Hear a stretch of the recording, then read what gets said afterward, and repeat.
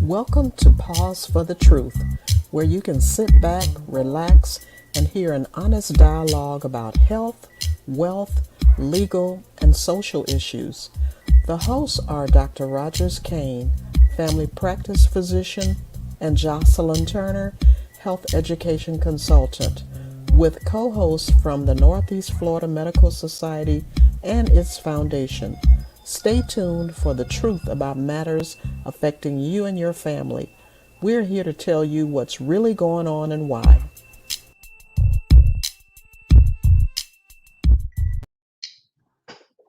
Good evening and welcome to Pause for the Truth. I am your co host, Jocelyn Turner. So wonderful to be here this evening and talk about a very important topic. Now, if you are a regular viewer, you'll notice that someone is missing, and our behind the scenes guy, and that is, of course, Dr. Rogers Kane, but our behind the scenes guy, every now and then, particularly when it's something of importance and concern to him and that he has a real passion for, or if Dr. Kane or I are out, he'll fill in as needed. And that is none other than Tyrone Jackson. How are you doing this evening, Tyrone? I am doing awesome. Thanks for asking, Miss Jocelyn. Wonderful. Well, we are pleased to have my friend of, I won't say how many years because then it will date us, but my friend, Charles Griggs. Charles, how are you this evening? I'm doing great, Jocelyn. Thank you for having me this evening. Absolutely. And Charles is very active in the community and is featured often on local, and I now call him an international guy because he's all over the place advocating and working with people. So we're pleased to have Charles tonight as we talk about the importance of voting now. Now, I'm going to give my disclaimer, Charles and Tyrone, by saying that I fully understand and appreciate the importance of voting. But by golly, I am sick of all of those ads and phone calls and text messages that I am getting from candidates and their supporters. Like, really, already? And one thing you taught me, Charles, and I'm beginning to question, once you vote, your name should be off of the she hasn't voted list. And, so we can take her off the list and move on because and go to the next person who has not voted. So, Charles, is there any truth to that fact that once you vote, your name? No, let me back up a second. I'm going to rephrase that. That there are lists available for candidates, and they know who's voted and who has not. Is that true, Charles? That is true. The candidates know who's voted, especially in a situation where we have early voting. The candidates raise money. It takes money to run a campaign, and they don't want to duplicate their efforts any more than you want to be screamed at. So if you've voted already, the likelihood of you receiving another mailer within another week or so is that you will come off that list. Because and now what the challenge is what happens if you have multiple people in a household who vote. So if you have a mother, father, son and daughter, or mother, father, mother and daughter who are voting under the same household, if one has voted and the other hasn't, you're probably still going to get a mailer in the mail from a particular candidate. And again, it depends on how much money the candidate has. So you can tell the candidates that have raised a lot of money, they're using money directly out of their campaign coffers, and it may be also supported by a political action committee that is looking to support them as well. So they're coming at you from all directions. So let me say, that sounds like good news, Miss Johnson. We just get everyone in our house to vote early, and we can stop all the extra literature, phone calls, and everything. So I hope the listeners are listening. Really, all you got to do, encourage everyone in your household, go out, take advantage of early voting, and then you don't have to worry anymore about the additional phone calls and the excess information in your mailbox. That right there is an incentive. Of course, don't let me don't let me imply that that's the only reason that you should vote, but that right there is truly an incentive to go out and vote. But in all seriousness, Charles, why first of all, why have you made it your personal, and I'll even say semi-professional, I won't say totally professional, but semi-professional passion to educate people about the importance of voting? I know last week you were on you're one of the moderators of a political forum. Why is that important? Why is this important to you to talk about? Well, it's important because candidates, no matter which office they hold, they're representing you. I mean, you're a tax-paying citizen. You need that type of representation. If you're, whether it's a council member or soil and water or a congressperson, you have to have places to go. And it's important that people understand which laws and policies are being crafted on which level and how they impact them. Locally, they say all politics is local. So, your most direct access to your local government is through your city council person, typically.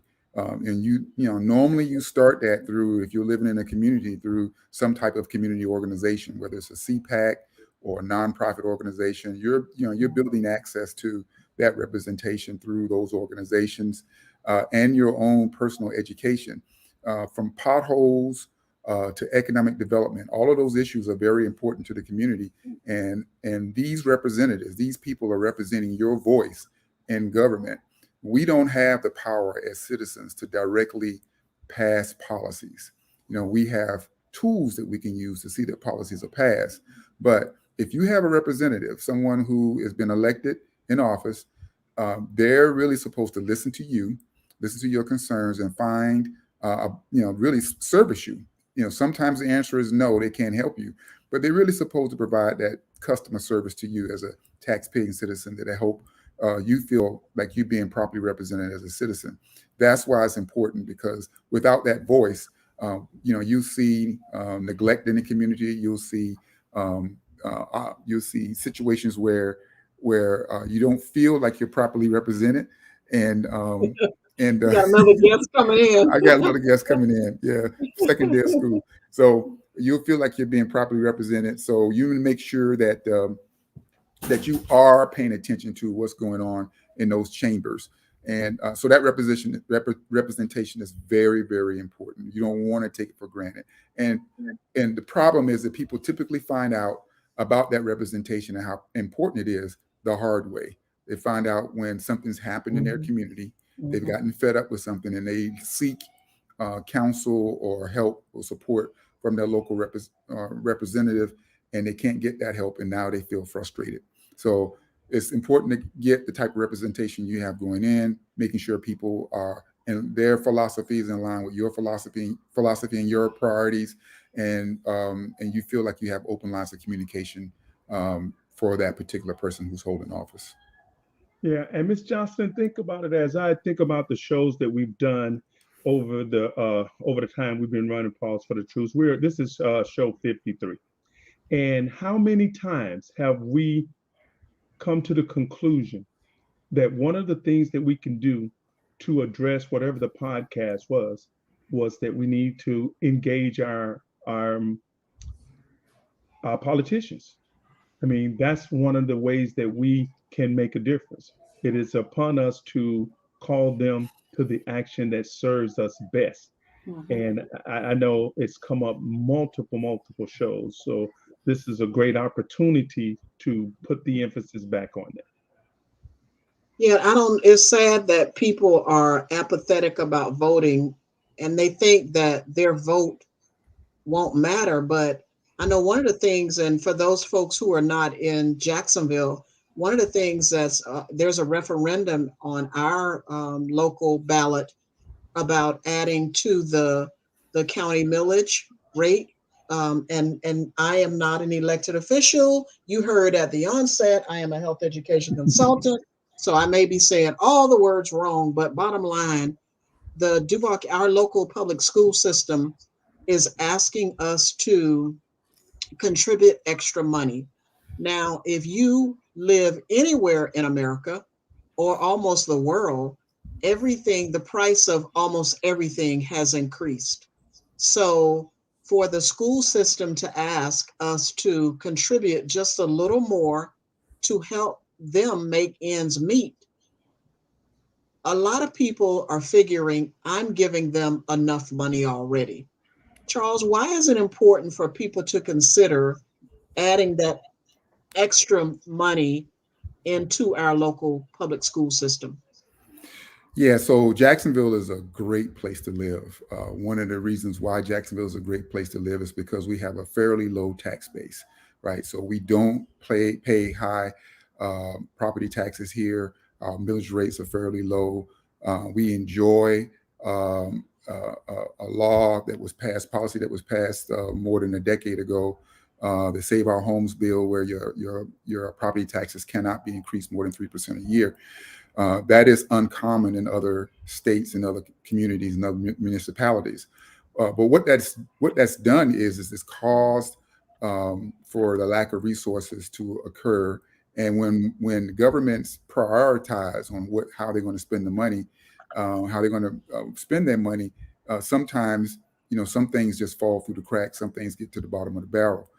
I've worked in various communities where they enjoy a healthy tax revenues every year. And so they're able to expand their priorities in terms of what they're able to fund, what they're able to increase, how they're able to pay their government workers and a fair wage and make sure that they're meeting the cost of living increases. But unlike other communities, because we've enjoyed a low tax base, a low tax rate, we have been not keeping up with, how we attract and retain good teachers. Now, with that being said, a couple of years ago, the governor signed into law an increase for new teachers. So those new teachers got money. I think the base salary is around $47,000 a year, but the veteran teachers didn't get raises to compensate them for their years of service, their years of experience. And so that's what this $1 million seeks to do, is to seek to, give them like a one-time bonus of I believe it's like $5,000, and to incentivize them to stay here, not only stay here, but, continue to work and train the new teachers that are coming into the system that are making the same thing as they're making in many cases as veteran teachers. So it doesn't really sound fair. This referendum is one way to seek to solve that problem. And so the voters are going to have to decide, how much they value having quality teachers in the community and how well we're willing to compensate them. Yeah, and I remember that, Charles. But the other piece of it, when I was talking to someone about this, what their pushback to me was, "But I play the lottery. I thought the Florida lottery is supposed to support education in the state of Florida. Why is our local government asking us for more money? What happens with that money?" Yeah, so the lottery money is not intended to pay teachers, right? So the lottery money has been money they've been using to support other areas of the education system and to help catch up. But really, in the grand scheme of things, the lottery money does not provide significant funding to support the overall needs of the state of Florida's education system. And so with that being said, these local communities are being left to fend for themselves on how they add and compensate teachers for their work. So, it's a misnomer.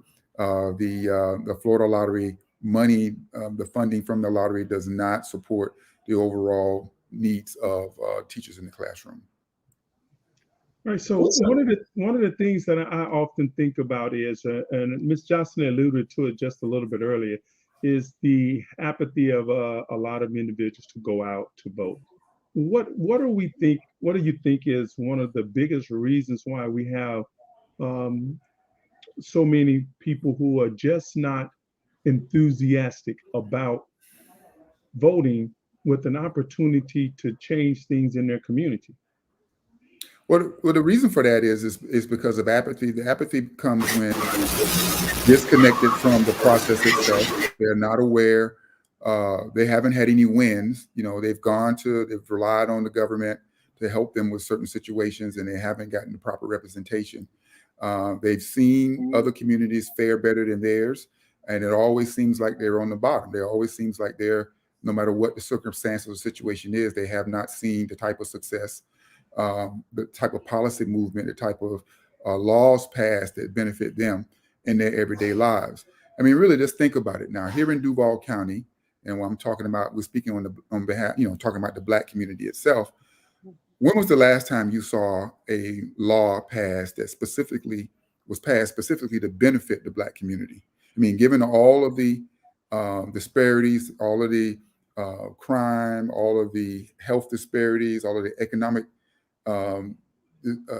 disparities, when was the last time that a policy specifically was laid out just to benefit the Black community?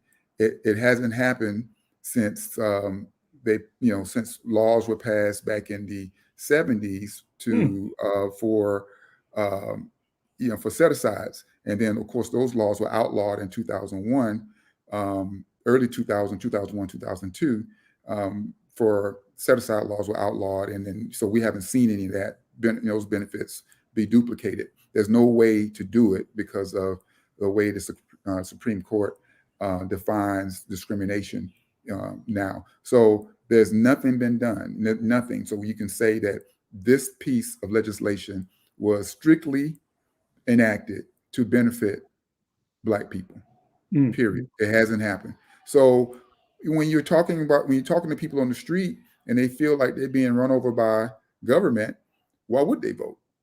Right? They don't see the benefit. And then, it's, really it's on us to try to convince people on how we can turn the tide in terms of, how to, build power within the community. And voting is one way you can do that. Yeah, Roe versus Wade happened a couple of months ago, and a lot of ladies, particularly younger ladies, were upset about it. And there was a rally, there was a march, and I remember one of the current local officials attended the event, and because I attended the event, I like to hear what people are saying anyway. And one of the things that she asked for folks, if you're between the ages of 18 and 35, to raise your hand. And Rockman Johnson just joined us tonight. How are you, Rockman? One of Jacksonville's youngest elected officials back in the day. Oh, Rockman, we're having some sound issues. What it is? I can't hear you. Can't hear you. But anyway, so this particular elected official asked the folks, and by the way, if anybody has any questions of our guests, dial in to 1-888-669-1280. Again, 888-669-1280. But the elected official asked those folks who are 18 to 35 years of age, how many of you are registered to vote, right? And she said to them, make sure that you are registered and make sure you vote, because there's a segment of the population, and I'm not gonna, we're gonna be nonpartisan here. There's a segment of the population who thinks that you're not gonna vote. All of us have things that are real important to us in terms of issues. If you're a parent, you're going to look at issues that affect your children. If you're concerned about roads and highways, then that's going to be your thing that you're pushing. But no matter what is it? And that's the thing I think that people have to realize. When you say, I'm not going to vote because it's not going to affect me, those folks who thought about when Roe versus Wade happened and they were down there marching and yelling and screaming, well, if you go back, those people that you agreed upon to be the people you've sent to represent you, we've got to learn how to vet people better, right? To ask the proper questions of people when they are coming to you during this campaigning season, asking you if for your vote does matter. And so many people don't think their vote matters. So I was happy that Tyrone asked the question, Charles. And I know Rockman is having some technical issues, so hopefully he'll be able to chime in with us soon. But ask the question, how do you get people to understand? First of all, find out, and I tell people all the time, what's bugging you about your neighborhood? What's Mm. bugging you about your community?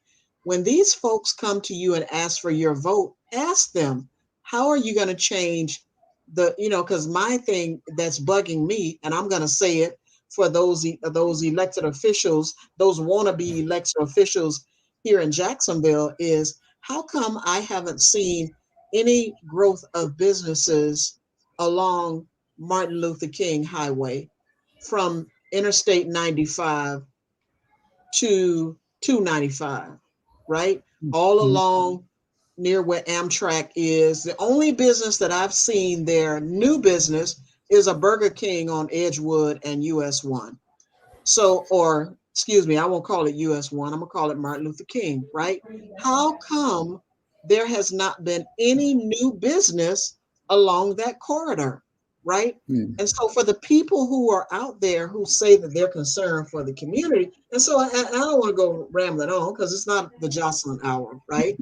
It is really trying, Charles, and Rockma, all of you, to say, how do we get people more engaged? Do you think my idea of telling people to look, think about, right, even if they have to write down questions, what issues, or write down issues of concern to them in order But to choose the best candidate for them? well, again, I think it's more, think of it more like a retail perspective. Like if you're going to a store or a restaurant and you get good service, you're going to continue to patronize that service. You're going to continue to Mhm, go. After a while, they mhm, don't have to advertise to you anymore. They don't have to tell you to come. You just go. What people in underserved communities have experienced is they've gone to that restaurant, they've gone to that retail store, and every time they go, they've gotten bad service. So they don't want to go. They don't want to shop there because whatever they've asked for, whatever we've tried to get taken care of, mhm. you know, economic development from your perspective has never occurred. No one is taking it seriously. There's always an excuse. If you talk to people, if you talk to elected officials, they'll tell you around economic development that's a marketplace thing. Development is going to go where development is going to go, where the opportunity is. They feel like they can't dictate development until someone else does it, and then they start incentivizing it. Next thing you know, you see businesses, and housing developments popping up in places you never thought they would, because someone else in some other community had the political power in order to make that so. That's the reality of what we're dealing with. The way for us to really start to make moves is for people to see some small victories first, I believe. One or two projects, you really invest in an elected official or representative who is really good at making things happen. And it can be done. I've seen elected officials in other communities, do great work, move mountains. But the challenge with our elected officials is that we have a very closed community, and it's very difficult for people who represent underserved communities to get leverage enough with the powers that be, as they call them, in order to get large major projects done. But I believe that, and I've explained this to many of my elected official friends, that you have more supporters out there than you think you do. And if Mm. you present some good opportunities, some good projects, some good ideas, and then show them and get the community to get behind them, they will support you through that process, and people will not be able to deny you. But I think that it's too easy for representatives, for people who are representing us, to listen to what the power structure says. When they say we can't do that, or we need to wait a little bit longer, or that's not something we can do right now.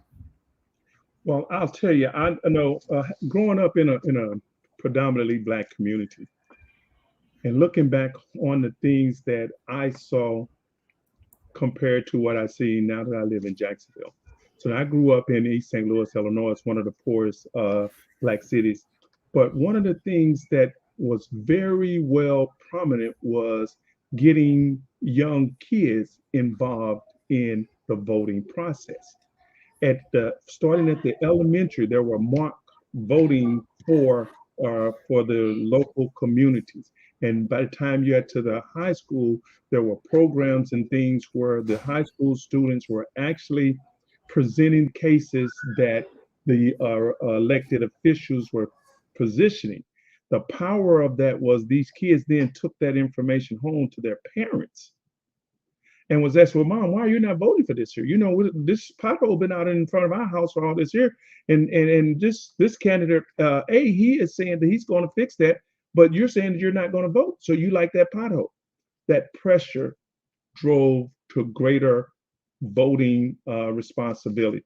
Is there anything like that available in Jacksonville? Well, from a representation standpoint, we all have the power to complain, and we have the power to organize. I used to always say, and it's changed now with social media. In fact, it's better that if you had a problem, if you had an issue, and you had 10 people call your representative, then that representative would respond to those 10 people. If you did 20 of them, you're gonna get a meeting, right? And so there is enough power within the community to get results, but sometimes we get so frustrated with the lack of with the lack of attention that we've been paying to some of the problems that we want, and we have not been able to coalesce around one issue. Like I said, try to get some small victories to help some of these elected officials move the mountain themselves. Sometimes, it's not all them, it's us too. It's like, we got to support. If we have an idea, we bring it forward. We have to support them through the tough times because they're going to get pushback from non-supporters. And, let's just face it, the people who are putting the money into the campaigns are the ones who are going to get the attention of those elected officials. And if there's some project that they don't feel like that's important or a priority or shouldn't be a priority, then that elected official is not going to take a position on it, or you make it prioritize it on behalf of the community. And we could think of a long list of those types of projects. We've watched an entire NFL franchise grow here. It was, when the Jaguars came to town, they were worth $770 million. Now they're worth more than $3 billion. Can you imagine what that would look like if that type of effort, that type of economic effort was put into communities of color, especially in the urban core, the type of momentum that we've put into revitalizing that portion of downtown. What would that look like? We need to think bigger and require more from our elected officials. They feel like, in a lot of cases, once they get elected, I don't have to worry about anything for 3.5 years. Well, and that's unfortunate. When I heard you say call or as if to call on the telephone, the first thing that came to my mind is whether or not the focus is on a certain age group. I mean, so do we have information, or is there information available that talk to about the demographics of who is voting and who's available to vote? Because if you say to a 22-year-old that he needs to call his congressperson, he's going to say, "Can I text him? Can I DM? Can I contact him in another manner that's more appropriate for me communicating my grievance?" Yeah, and I think that's true. I mean, like I said, some of the platforms and tools we use to communicate with elected officials, they've evolved, right? But what triggers us is the things that we care about. If someone said, hey, they're getting ready to close all the Black churches, we'd have 80 busloads of pastors and the congregations headed to DC, marching to say that you're not going to close the Black churches. But so if it's something that we're really passionate about, then we'll get behind it. But what happens is that some of these things that people really can't get their arms around, some of these items, some of these policies, it's hard for people to visualize. Let's take this school referendum for one. It's hard for people to visualize. Like, I know people have looked at their sample ballots and said, what is this, right? Mm-hmm. And that message needs to occur earlier, right? We need to be having conversations about why it's important for our teachers to be supported. The teachers themselves need to be talking to parents. And, in a lot of cases, the students need to be talking to their parents about why it's important, because Miss Johnson is going to, go get a job at a bank if she don't get a raise, and she's one of the best teachers in the school. People can touch and feel that type of communication. And what happens too often is that we start getting these messages, like we talked about earlier, at the last minute, and people have rushed to make a decision about how they should respond to something. We should have been having these conversations with our elected officials early on if we felt like this was important. We shouldn't have to wait until a referendum is on the book, before we respond to something like this, whether it's potholes or teacher pay. Charles, I just have to say something because, and I wish Rockman wasn't having technical issues, because I would love for him to chime in on this, because it's something that's been burning in me. And that is, there are individuals who made a decision and who try to convince us that they're the right person for the job. If I felt like, if I go apply for a job as a mechanic, I should bring some skill sets to the table in order to be able to be considered for that mechanic position. I can say that, having talked to some aspiring candidates, that I can't have a clear enough conversation with them that warrants my vote, right? Mm-hmm. And some people feel like you should vote for them because you know them, right? However, that's not a good reason, first of all, and shame on you for disrespecting your community, to come half loaded, right? Because you don't have the skill sets to be a mechanic. Why is it that you think that you have the skill sets to be an elected official? So that's the part that gets me, are those people who know they are not the appropriate person to be an elected official. What do you think we need to say to these folks when they show up, Charles, asking for our votes? Well, I think we need to be more specific about what we're looking for. I mean, you have to ask tough questions. If you look at these, a lot of these campaign ads and commercials, they're full of talking points and bullets. And if you say these, the consultants will say, if you say these key words, then that'll trigger people to know what you actually support. But that doesn't do anything to get to the real nitty gritty. That doesn't do anything to get your vision for, how to solve problems. And I've seen it cut both ways. I've seen people who are, who seem to be very qualified, in some cases overqualified, who couldn't think their way out of a wet paper bag, you know what I mean? And then I've seen people who seem to be very underqualified, who seem like they have no reason to be in the race. And they've, sort of eventually learned how to be a good representative. So, but the trick is, really the key is to talk to people and have specific items that you want to resolve. And I think that people, when they get down to when it's time for some of these races to occur that we talk about, people don't really start paying attention until the last minute. But there are things going on in our community throughout those 4 years or those 2 years that sort of pile up. And people in the community probably have a good memory of what happened during that time when that person is seeking to be represented or previously as an incumbent was representing, but they want to get answers about it. They couldn't get answers about during the previous cycle. So if they want to this now, then that's the time to ask those questions. Hey, we've been trying to get this building removed off of this corner because it's ugly, it's blight, and we've been calling your office, we've been calling us, you've never done anything, right? Or what do you think we can use this piece of property for in terms of economic development? We're trying to create jobs for our young people in our community. We have an idea, but we haven't been able to get anyone to call us back. What do you say? How would you create jobs for our 16 to 21-year-olds in this community?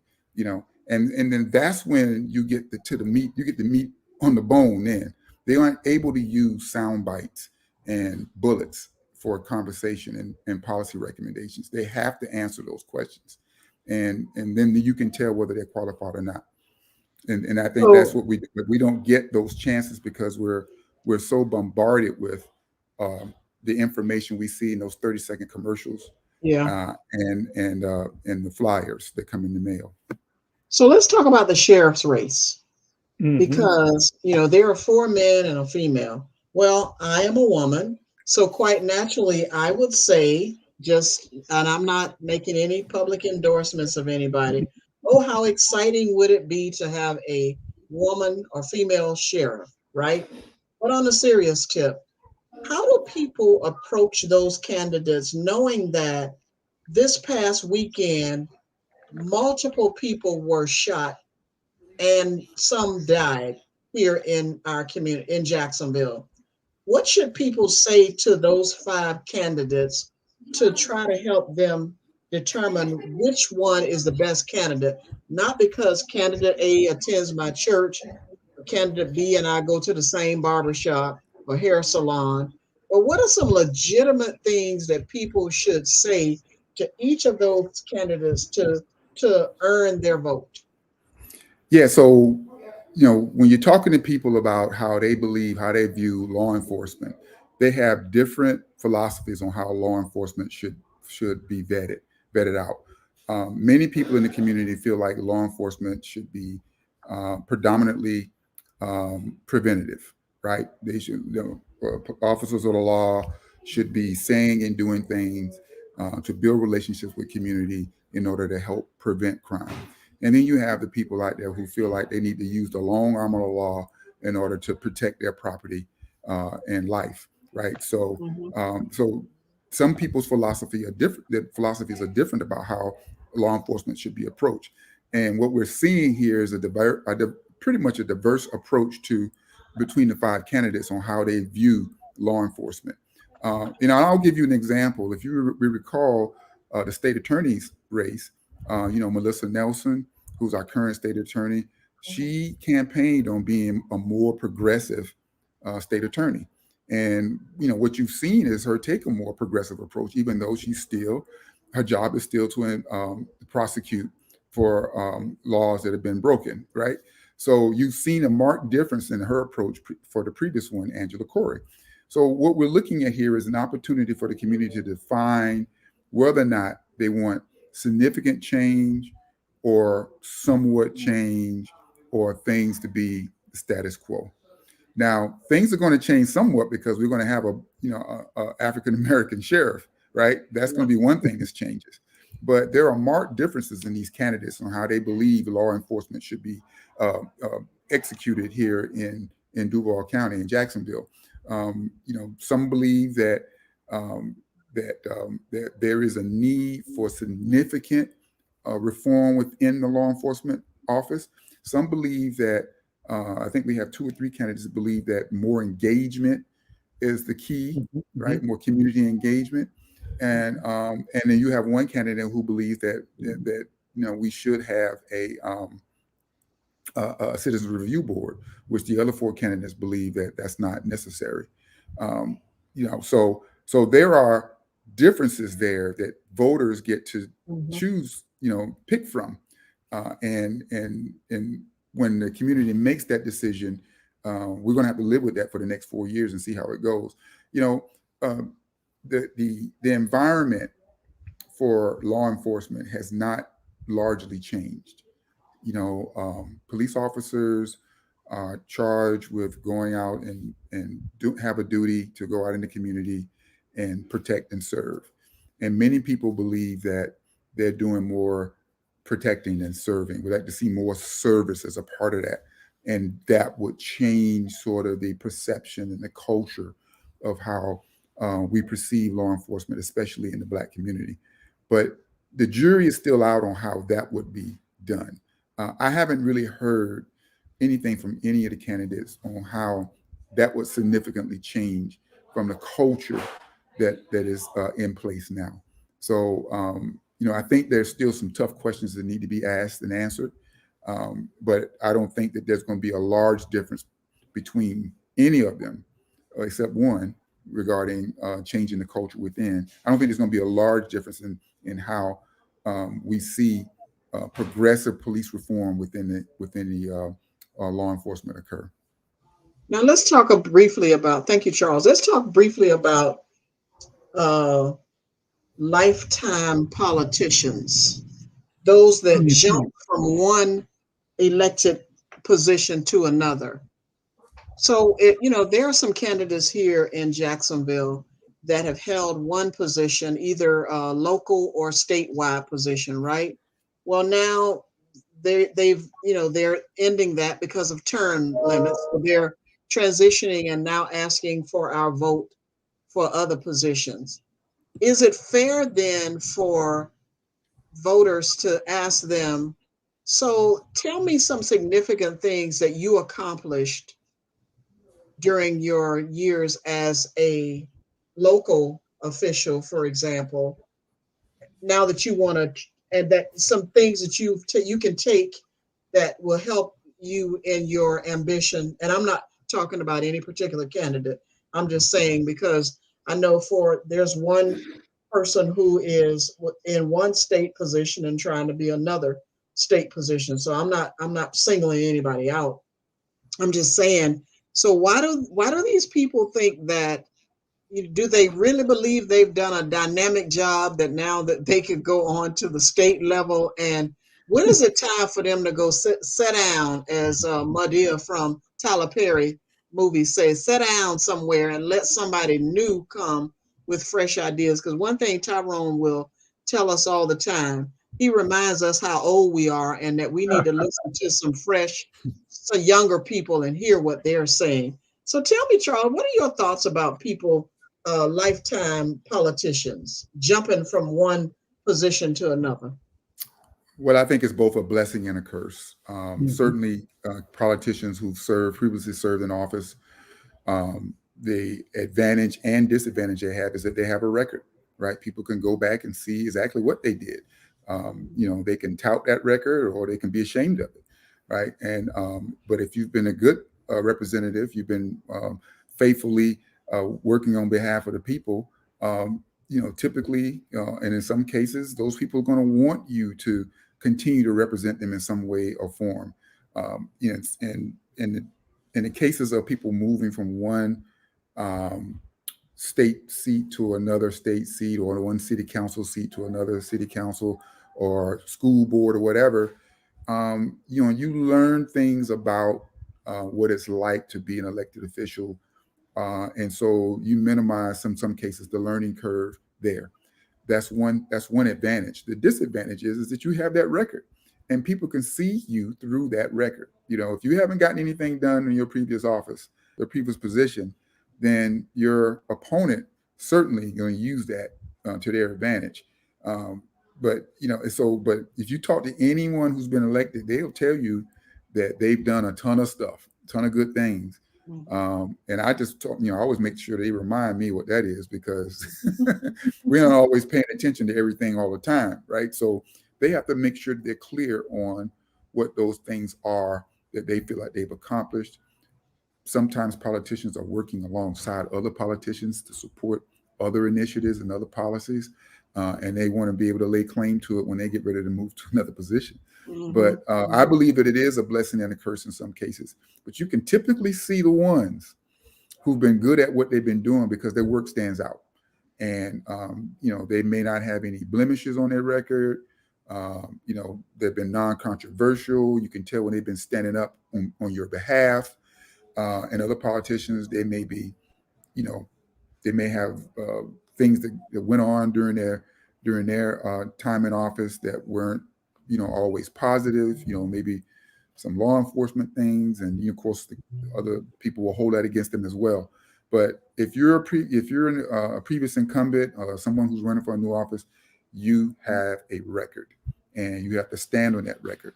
And someone who's new, who's a novice, who hasn't held elected office before, can certainly benefit from using your time in office to gain ground on trying to get that seat themselves. And one of the things that I think I'm hearing you say, and that is that politics, unlike a lot of other things, is the ability to get things done is improved by your understanding of the process. And so you have a person that has mastered the effort it takes to get things done, or to look like he's gotten things done, or she's got things done. Kind of like in sports, you can have a great sports team, and they can go out and play, and they can put up good numbers, and they'll lose a player. But if that team has mastered what it takes to win, then they still become a great competitor. So is it with politicians. When you understand the landscape and you know how to maneuver within the landscape, then you have an increased chance of getting things done or hiding things that you haven't done. Yeah, the good politician, the good elected official is very good at building relationships Yep. without compromising their position or their constituents' position. And what we see now is that's becoming increasingly difficult because of the toxicity of what's going on in these, state and federal houses. I mean, offices. Uh, Locally, city council, not so much. We've seen that now kind of rear its ugly head in some of these school board situations. But people on a city council can pretty much build alliances and get things done, no matter which party they are, if they're good at at building compromise and consensus. That's what politics is all about. I mean, that's why the power tends to ebb and flow. That's why you see one party up and then one party down from time to time, because those things, the balance has to be there in order for good policies to be made. Nobody wants to see how it's made. It's called it's like sausage, right? They say, oh, policies are like sausage. We see what comes out on the other end, but it's real ugly when it's in the making. I've been fortunate enough to be, to walk the halls in Tallahassee when policies are being, pushed back and forth, and in a lot of cases these are, they work together very congenially, right? But when you wouldn't think that the way it's portrayed in the public, because people have to hold their agendas for their party, and they have to hold their ideology for their party, and that's what makes it so difficult for the public to receive, how it looks. It's like they look like they hate each other. But if it wasn't for probably the last 12 years, I think we would probably see more congeniality in the way policies were made. It wouldn't be this bad. We'd see policies continue to be compromise, be at the forefront of getting things done on behalf of the country, and behalf of the state, and behalf of the local communities. But because things have become so toxic, it's difficult to get it done. Now, it's not impossible, because we saw some things happen here recently on the federal level, right? But it's not impossible, but it is becoming increasingly difficult to get things done because of the toxicity. Now, I just want to know, are there any rules? I'm sorry, Tyrone. Are there any rules? If so, I have to find them, because it turns me off, and seems like there should be some, how in a meeting in the old days, because a lot of folks don't adhere to the Robert's Rules of Order. Are there any rules, to your knowledge, Charles, that says elect potential candidates or current candidates should not have a gun in their campaign commercial to show that, that they are a good candidate? Because that just doesn't seem very favorable to me. Like, why have we gotten so far to that point? How is holding up my weapon showing me that I'm a good candidate? And I know I'm being facetious, because I know what that saying is. That is appealing to a specific audience. Right. Right. Many people believe in the absolute right to bear arms, and they believe that is a talking point, that is a bullet that spurs attention and spurs support. So even a glimpse of someone holding, a firearm is probably going to, signify that this person is in, strict support of Second Amendment rights. Ain't going to go anywhere. Going to go. They're not going to let anything happen to that Second Amendment right, whatever way they interpret that. So that's a, that's a signal. That's a dog whistle to say this is what's important to me, and this is what I know is important to you. It is, you have the right to say whatever you want to say, and as long as you're not threatening someone's life directly, you can pretty much get away with it. They're paying for spots on these airways, and they can say whatever they want to say, but they know that's what their supporters want to hear. They know that's what their base wants to hear, so they say it. And the whole. This is the funny piece was that I remember Charles Barkley told this story about meeting Rush Limbaugh, and he said he met Rush Limbaugh, and he was like, man, I can't believe I'm with this guy. He's so blah, blah, blah. And Rush Limbaugh told him it was all an act, and he's doing it because that's what the people want to hear, and he ain't believe none of that stuff, right? So he was going home smoking his cigars, having fun, making all the money because he was pandering to what the people wanted to hear. And that's what a lot of politicians do. They the name of the game is getting elected, right? Once you get elected, it's hard to defeat an incumbent, right? By any means necessary. But then here's the question. We're here today, of course, to talk about why an individual should vote. What does the future hold for enticing, convincing, and getting more people to get involved in the voting process? It appears that we're still using the same processes that were already used. So do you know of any future things to come that is going to give us a greater influence to getting more people out to vote? Well, I think that we live in, it's 2022 now. We're headed into the future, which technology is definitely dominating the way we do everyday life. And I believe our reality should be is for us to build more access to voting, right? That's the way we should be going. Everybody should be able to vote. If you're 18 years old, you should be able to vote. We should be making it easier for people to vote, not harder for people to vote. And once we do that, if it's easier for people to vote, then I think it'll be easier for people to, some of these young people to understand the importance of some of the issues that are there before them. They'll be, they're not going to really want to go through all of the hoops you have jumped through in order to be able to vote. Given that we have, like people died for these rights, it's hard for people to understand that, hard for a younger generation to understand, how much sacrifice was put into this process.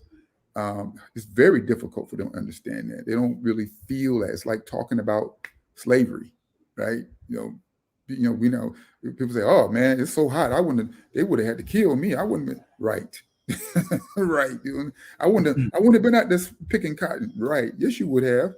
So understanding the impact of what has happened in order to gain us this right is one thing. The other thing is that we have to have better access to get people to vote. And then the third thing is I think we have to be able to communicate these topics and issues in a way that energizes people to want to participate. I mean, think about how. Just think like this.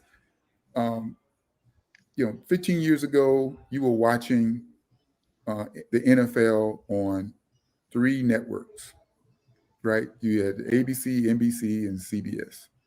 And now you can watch the NFL anywhere.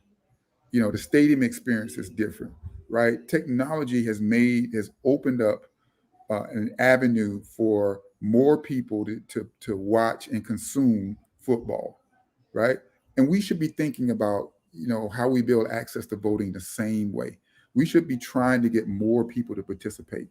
And in that, swelling up of more people participating, we will find issues of relevance and importance that people want to rally behind.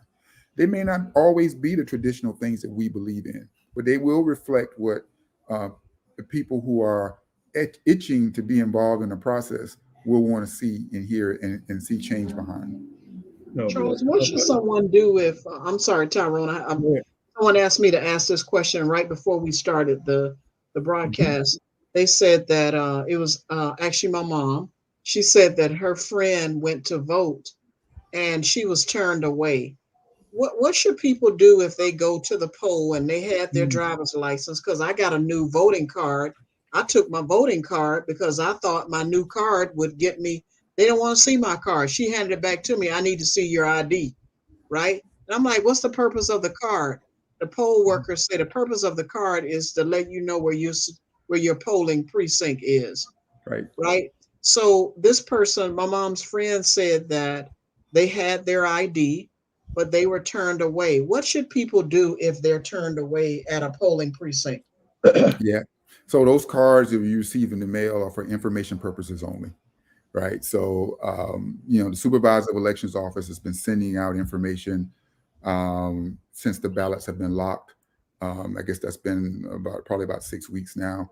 At some point, you should have received a sample ballot. You should have received instructions on how to vote if you are a registered voter.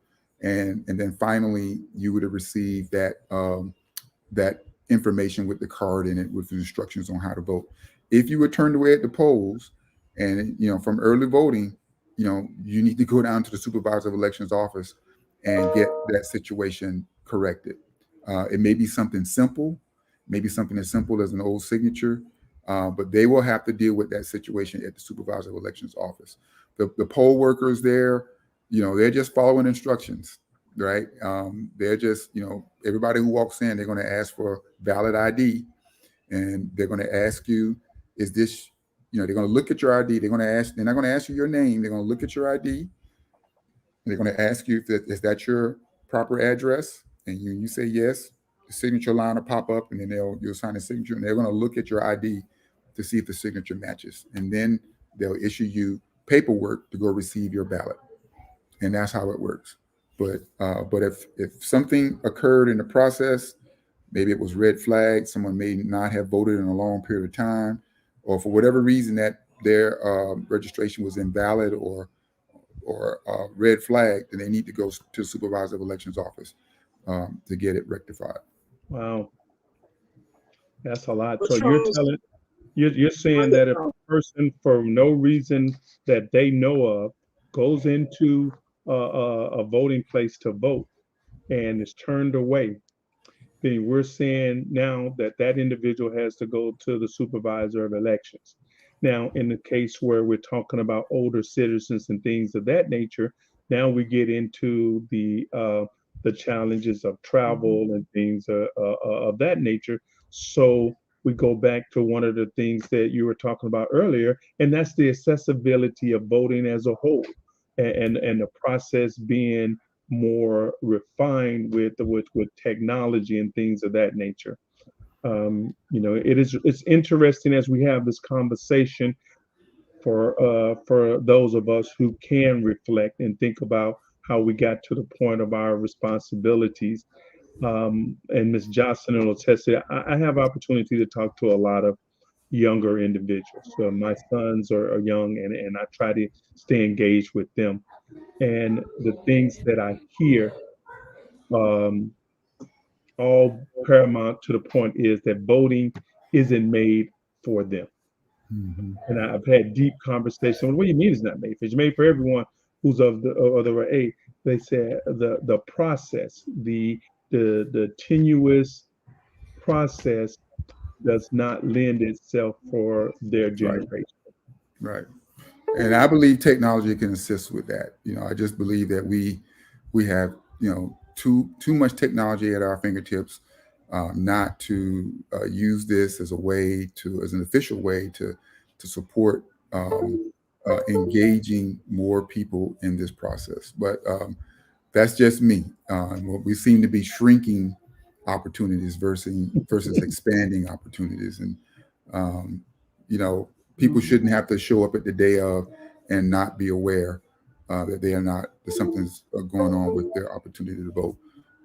It is, and if they show up on election day and that happens, then they will give you a provisional ballot and then you'll have to, you can use a provisional ballot, but then they will verify whether or not your, something, whatever has happened wrong. If you can get it corrected, then that provisional ballot will be counted. If you can't get it corrected, then you're out of luck. That's why we hear terminology like voter suppression. Well, Mhm. Charles, guess what? We've reached the end of an hour. This is Wow. certainly a great conversation. I learned a lot, and I hope that our viewers did. No one called in, and I don't take that as a bad thing. What I take that is that you did an excellent job explaining things to people, and that's why they just sat back and just literally was just doing like this and listening. So thank you so much. We always like to end the show and ask our guests to just share, just give some final thoughts to our viewers of today's topic. And that, of course, is the importance of voting now. What are your final thoughts, Charles, along that topic? Well, I do think it's very important to vote. We have 3 special elections that are happening, that are on the ballot this cycle. That is the sheriff's race, which is, the person who wins that is going to have to be reelected in next year in the general election.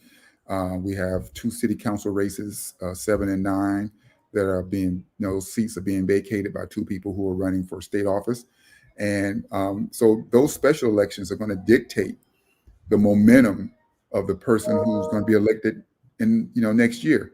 So like I said earlier, it's very difficult to beat an incumbent. So don't take this August 23rd election for granted, because very likely the person who gets elected to these offices is going to be probably carried in elections next year. So, and I encourage people to really, get out and read the information on the candidates' websites. And I would even not, go so far as, if you haven't done already, call them, reach out to them, because they're certainly trying to reach out to you if you haven't voted already. Thank you, Charles. That's some good advice. And again, we appreciate your insight, and keep up the good work and doing the work that you've been doing over the years to help moderate forums and really help put that information out. I know you did a Facebook Live last week, so thank you for your service with that. And people have to understand that you're not getting paid to do this. You do it because it's a passion for you. So thank you so much. Tyrone, what are your final thoughts for as we end tonight's show? Well, first of all, I would like to thank Charles for coming on. We really appreciate the information, and thank you, Jocelyn, for pulling me from behind the scenes. It is nice to be up front sometimes. Um, as I've listened to the information that's been given, what strikes me most, and what I would like to make sure that is being reiterated to the listeners, is that voting is a responsibility. And with responsibility means sometimes you've got to do some work. All right. Paul said it earlier that we have to get some wins under our belts before we can truly get to see this here process work. But in order to get those wins, we have to have people who are willing to fight, people who are willing to get involved. So if you're a responsible voter, then talk with your friends. Ask your friends to talk with their friends. Make it a part of your conversation and lifestyle for this time of year. And that will then inspire them to do the research that he said. Go to their websites, call these candidates so that you can be as informed as possible. When we do that, and the better we do that, the more voice we have and the more better we are as a people. Thank you, Tyrone. And that's a good point. We're so good about spreading all sorts of things. I know the past 24 hours, my friends on social media have flooded my timelines with the cute children and grandchildren first day of school pictures here in Jacksonville, right? I wish that people would flood our timelines to say, go vote, and give reasons of why you should vote. Ask, start a challenge of saying your top 3 reasons that or things that are happening in your community that you would like to change, and match up those things with the people who are running for office to make sure they align with what you believe that will help in our community. As always, thank you to our viewers as we are sharing information, important information for you and your family. Stay tuned next week for Pause for the Truth, as we will share or even have another topic to really enlighten people. And if you have any ideas of future show topics, email us at info@pauseforthetruth.com. Thanks again, Charles. Thanks again, Tyrone. Good evening, everyone. Good evening, everyone. Thank you.